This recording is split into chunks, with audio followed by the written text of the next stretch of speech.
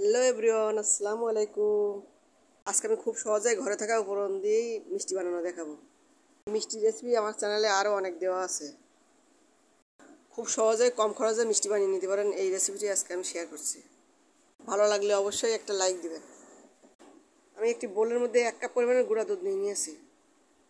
এর মধ্যে 1 চা চামচ বেকিং পাউডার দিয়েছি আর দিয়েছি 3 চামচ আটা। আপনি চাইলে গুঁড়া দুধের পরিমাণ কমিয়ে নিতে পারেন। 1/2 কাপ পরিমাণে গুঁড়া দুধ আর বেকিং পাউডার আর আটা দিয়ে তৈরি করতে পারেন। এই চমচম মিষ্টিটা খুবই সহজে তৈরি করে নেওয়া যায়। আমি ডিম ছাড়াই তৈরি করেছি, আপনি চাইলে ডিমও দিয়ে দিতে পারেন। আর যারা ডিম পছন্দ করেন না তারা ডিম ছাড়া তৈরি করে নিতে পারেন। আমার চ্যানেলে আরও অনেক ধরনের মিষ্টি রেসিপি দেওয়া আছে, এই কারণে দেখানো হয়নি। আমি দেওয়ার পরে আপনাদের বলে দিচ্ছি। এখানে এর মধ্যে অল্প পরিমাণে পানি দিয়ে মিশিয়ে নেব। নরম একটা সফট ডো তৈরি হবে। বেশি শক্ত করা যাবে না, তাহলে মিষ্টি ভালো হবে না। সফট ডো তৈরি করার পর কিছুক্ষণ রেস্টে রেখে দিতে হবে, আধা ঘন্টার জন্য। আপনি চাইলে এর মধ্যে অল্প পরিমাণে সামান্য তেল দিয়ে দিতে পারেন। আগে থেকে তেল দিলে ডো ফেটে যেতে পারে।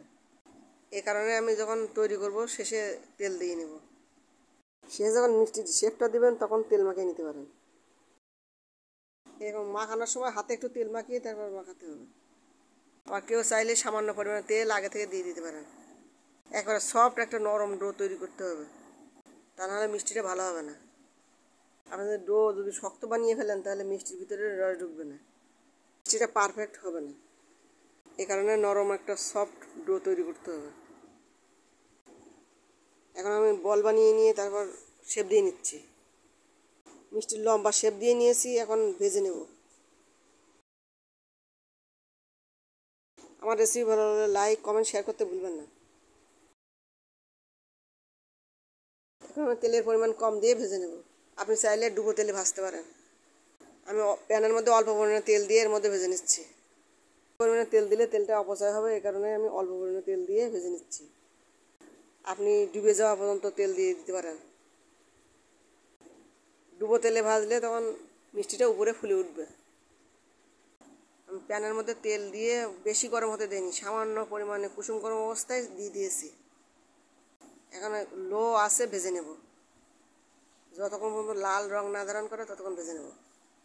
আপনি যদি ডুবো তেল দেন তাহলে ডুবো তেলের উপরে ভেসে উঠবে মিষ্টির ডোগুলো।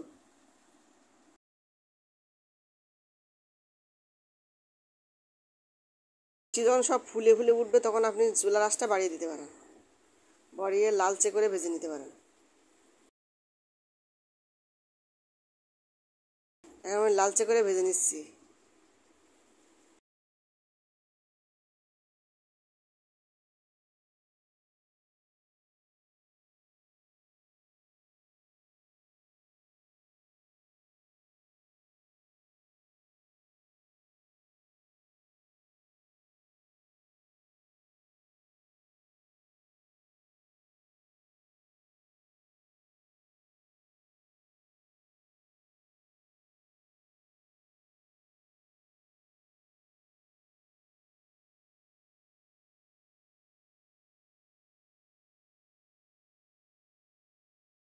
যতক্ষণ ধরে ভেজেছি সেটা আপনাদের সঙ্গে শেয়ার করলাম।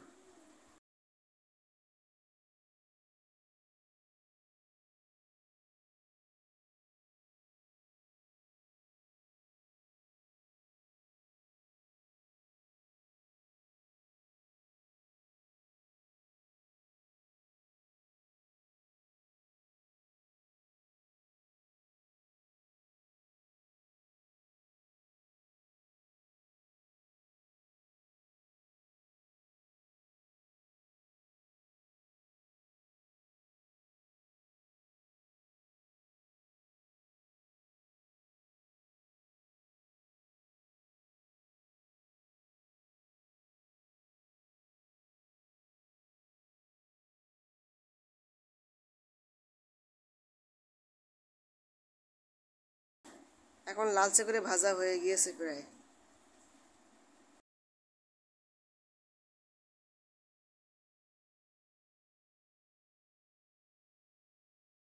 এখন একটা করে উঠিয়ে চিনি শিরার মধ্যে দিয়ে দিচ্ছি। চিনি শিরার মধ্যে দিয়ে 2 ঘন্টার জন্য রেখে দেবো।